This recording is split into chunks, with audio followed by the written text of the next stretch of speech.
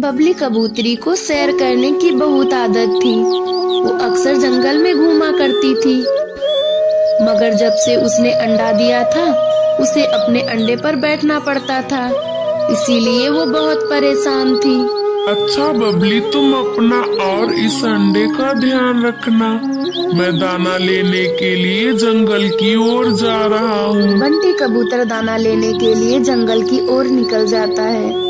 इधर बबली कबूतरी अपने अंडे पर बैठे बैठे परेशान हो जाती है। अरे मैं क्या करूं, जब से मैंने ये अंडा दिया है तब से मुझे इस अंडे पे बैठना पड़ता है। मैं कहीं जा भी नहीं सकती। मुझे बहुत घूमने का मन हो रहा है। आज तो मैं अपना अंडा रानू चिड़िया को देकर घूमने के लिए जंगल में निकल जाती हूँ। बंटी को कुछ पता भी नहीं चलेगा।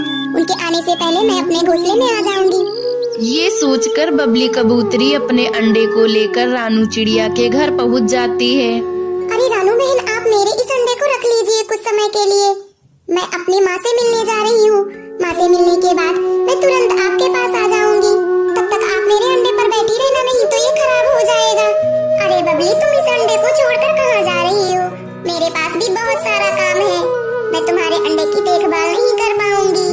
रानू बहन प्लीज, आप मेरे अंडे को अपने पास रख लीजिए। मैं अभी शाम को आ जाऊंगी। अच्छा बाबा ठीक है, तुम शाम होने से पहले ही आ जाना, क्योंकि मुझे भी अनाज लेने के लिए बाहर जाना है। बबली कबूतरी रानू चिड़िया से झूठ बोलकर जंगल की ओर निकल जाती है। अरे बबली, तुम अपने अंडे को छोड़कर इस जंगल में क्यों आई हो? अरे क्या बताऊं सुनहरी चिड़िया, मैंने जब से अंडा दिया है तब से उस पर बैठे बैठे मैं बोर हो गई थी, इसलिए मुझे जंगल घूमना था। मैं बहाना बना के अपना अंडा रानू चिड़िया के पास छोड़कर आ गई हूँ। चलो अब हम जंगल में घूमते हैं। दोनों जंगल में घूमने के लिए निकल जाती है। तभी उन्हें सेब का पेड़ दिखाई देता है। अरे सुनहरी, तू इस जंगल में सेब का पेड़ देख रही है? इस पर कितने सारे सेब लगे हैं। आज मैं कई दिन बाद जंगल में आई हूँ। मैं भरपेट सेब खाऊंगी। चल सुनहरी, दोनों सेब खाते हैं। बबली और सुनहरी दोनों सेब खाने लगती हैं। तभी बंटी उन्हें देख लेता है। अरे ये तो बबली है। ये तो मेरे अंडे के पास थी। ये इस जंगल में कैसे? अरे बबली, तुम इस जंगल में कैसे आ गई? तुम इतनी लापरवाह हो कि अपने अंडे को भी छोड़कर जंगल में निकल आई सेब खाने के लिए। अजी वो मैं अपना अंडा रानू चिड़िया के पास छोड़कर आई हूँ। आज मेरा बहुत मन था जंगल घूमने का, इसलिए मैं चली आई। इधर रानू चिड़िया बबली का इंतजार कर रही होती है। तभी वहाँ पर राक्षस आ जाता है।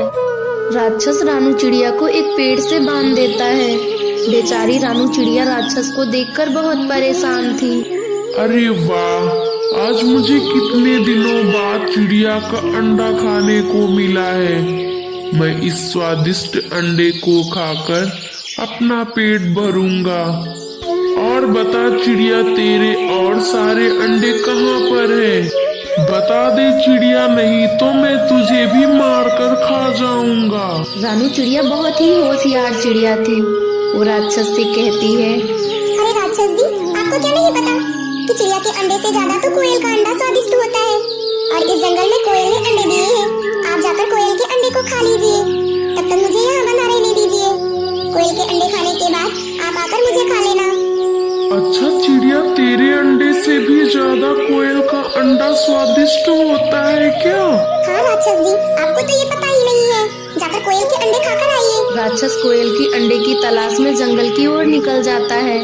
तभी वहाँ पर बबली और बंटी दोनों आ जाते हैं। रानू चिड़िया को पेड़ से बंधा देखकर रानू चिड़िया से सारी बात पूछते हैं। अरे रानू बहन, तुम्हें क्या हुआ? तुम तो इस पेड़ से बंधी हुई हो। और मेरा अंडा कहाँ पर है? अरे बंटी भैया, मैं तुम्हें क्या बताऊं? यहाँ पर एक राक्षस आया था। वो तुम्हारे अंडे को मारकर खा गया है। वो मुझे भी मारकर खाना चाहता था। तभी मैंने उससे झूठ बोला कि इस जंगल में कोयल ने एक अंडा दिया है। कोयल का अंडा बहुत स्वादिष्ट है। वो उस अंडे को खाने के लिए जंगल की ओर निकल गया है। वापस आकर वो मुझे मार देगा। नहीं रानू, नहीं, वो तुमको नहीं मार सकता। मैं अभी तुम्हें खोल दे रहा हूँ। बंटी कबूतर रानू चिड़िया को जल्दी से पेड़ से खोल देता है। मुझे माफ कर देना बंटी भैया, मैं आपके अंडे को नहीं बचा सकी। बबली, तुम भी मुझे माफ कर देना। नहीं रानू बहन, आप माफी मत मांगिए। सारी गलती तो बबली की है। ये इतनी लापरवाह कैसे हो सकती है? अगर ये आपके पास अंडा छोड़कर नहीं जाती तो आज मेरा अंडा मेरे पास होता और आपकी जान को भी खतरा नहीं होता। बंटी आप मुझे माफ कर दीजिए, मेरे लापरवाही की सजा मुझे मिल गई है। मेरा बच्चा मुझसे छिन गया है। मैं नहीं जानती थी कि मेरे बच्चे को कोई भी नुकसान हो सकता है। मुझे माफ कर दीजिए। रानू बहन आप भी मुझे माफ कर दीजिए। मैं अब कभी इतनी लापरवाह नहीं हो सकती। अरे नहीं बबली, चलो हम तीनों घर चलते हैं, नहीं तो वापस राक्षस आकर हम तीनों को मार देगा। बंटी, बबली और रानू तीनों अपने घर की ओर निकल जाते हैं। राक्षस वापस लौट कर आता है तो देखता है कि वहाँ पर रानू चिड़िया नहीं होती है। अरे ये तो चिड़िया बहुत ही होशियार थी, इसने मुझे बेवकूफ बनाया। मैं इसे कभी भी जिंदा नहीं छोड़ूंगा, मैं इसे मारकर खा जाऊंगा। हा हा हा हा। राक्षस पूरे जंगल में रानू चिड़िया को ढूंढता है पर उसे नहीं पाता, क्योंकि रानू चिड़िया इस जंगल को छोड़कर दूसरे जंगल को चली गई थी। वो उस जंगल में खुशी खुशी रहने लगती है।